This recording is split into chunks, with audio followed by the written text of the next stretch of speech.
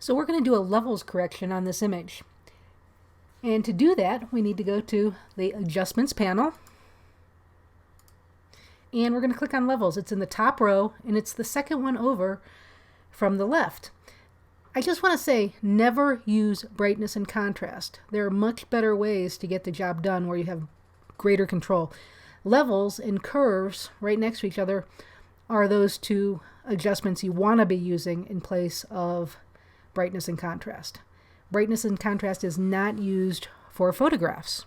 So just click the little tab, and here is the Levels dialog box.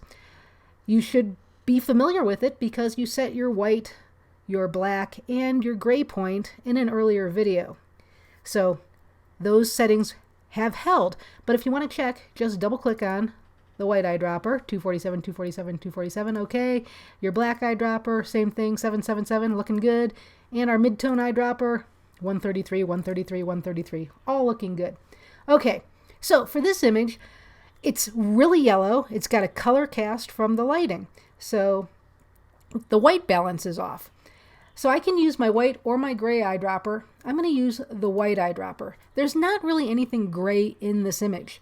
If I had asphalt or concrete, I would use the gray eyedropper. But I've just selected the white eyedropper, and I'm going to come over here and I'm going to click on the bristles of the brush. Let's see what happens. Ah, looking pretty good.